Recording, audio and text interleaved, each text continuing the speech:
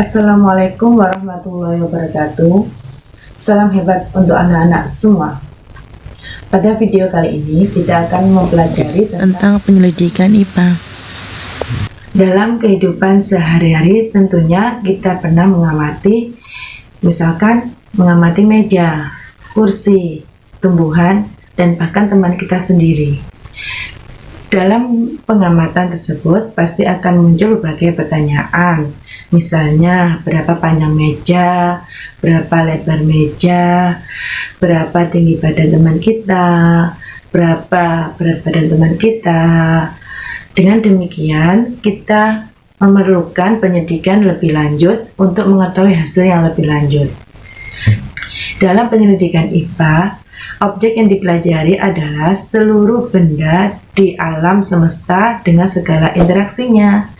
Objek IPA sendiri ada yang berukuran besar, ada yang berukuran kecil. Contoh objek yang berukuran kecil yaitu bakteri, virus, dan lainnya.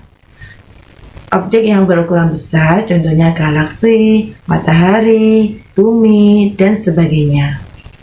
Oke, sudah paham tentang objek penyelidikan IPA? Kita lanjut ke langkah-langkah penyelidikan IPA. Yang pertama yaitu pengamatan atau observasi. Pengamatan atau observasi ini melibatkan panca indera, termasuk melakukan pengukuran dengan alat ukur yang sesuai. Pengamatan dilakukan untuk mengumpulkan data dan informasi. Pengamatan itu sendiri dibagi menjadi dua, yaitu pengamatan kualitatif dan pengamatan kuantitatif. Pengamatan kualitatif yaitu pengamatan yang menggunakan alat indera seperti melihat, mendengar, mencium, meraba, dan mengecap. Hasilnya tidak dapat diukur. Sedangkan pengamatan kualitatif yaitu pengamatan yang menggunakan alat ukur, misalkan timbangan, garis, pH meter, termometer. Hasil dari pengamatan ini lebih akurat. Langkah yang kedua yaitu membuat inferensi. Membuat inferensi itu berarti merumuskan penjelasan berdasarkan pengamatan.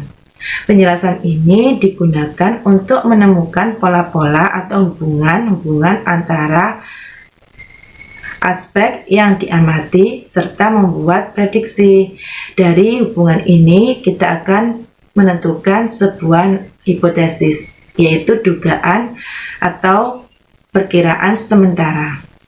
Langkah yang ketiga yaitu mengkomunikasikan. Mengkomunikasikan hasil penyelidikan baik lisan maupun tulisan. Hal yang dikomunikasikan termasuk data yang disajikan dalam bentuk tabel, grafik, bahkan dan gambar yang relevan. Dalam proses penyelidikan IPA menggunakan metode ilmiah. Dalam metode ilmiah memiliki langkah-langkah sebagai berikut.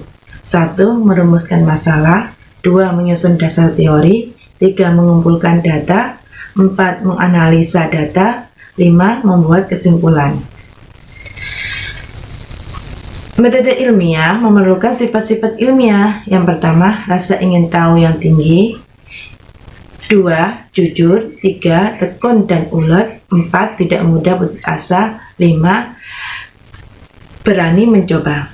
Langkah selanjutnya kita buat untuk menyusun dasar teori. Dasar teori memuat teori-teori apa saja yang digunakan sebagai acuan dalam penyelidikan IPA. Dasar teori dapat diambil dari jurnal hasil penelitian, buku referensi, maupun pendapat ahli. Maka harus ada yang namanya hipotesis. Langkah yang ketiga yaitu mengumpulkan data. Mengumpulkan data digunakan untuk menguji kebenaran hipotesis. Dalam pengumpulan data ini bisa kita lakukan secara langsung maupun eksperimen. Yang keempat yaitu analisis data. Kegiatan untuk mengklasifikasi, menghitung nilai, dan mengartikan data-data. Langkah yang terakhir yaitu menarik kesimpulan, jawaban akhir masalah yang telah diteliti, atau menjawab kebenaran dari hipotesis. Mungkin itu saja yang dapat saya sampaikan dalam penyelidikan IPA.